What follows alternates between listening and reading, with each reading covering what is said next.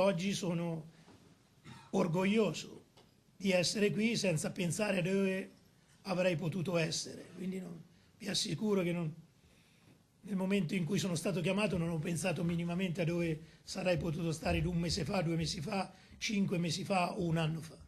Subentrando a Walter Zenga, Serse Cosmi è il terzo allenatore del Venezia in questa stagione. Raccoglie la squadra al quintultimo posto in classifica per ribaltare una striscia negativa che rischia di essere molto pericolosa. Il tempo a disposizione è limitato e si scende in campo già lunedì sera con un impegno tutt'altro che facile. Al Penso arriva un Palermo lanciato verso la promozione. Il mio lavoro sarà inevitabilmente orientato a quello che è l'immediato.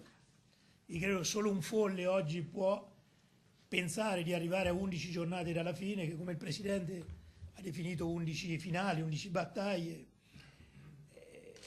pensando di poter stravolgere o poter, tra virgolette, educare un gruppo ad un sistema di gioco. Le ultime 11 partite dovranno essere affrontate come 11 finali, nelle quali oltre all'aspetto tattico sarà importantissimo l'approccio mentale. Io ho sempre pensato che il sistema di gioco ha un valore vero e fa diventare straordinaria una squadra nel momento in cui si attivi veramente quello che è un aspetto nervoso, un aspetto di atteggiamento, un aspetto di consapevolezza delle proprie qualità. È un aspetto questo sul quale Cosmi insiste molto. Il livello della rosa del Venezia è sicuramente buono, ma ha reso al di sotto delle sue potenzialità. Questa è una squadra che ha dei valori, bisogna capire come mai.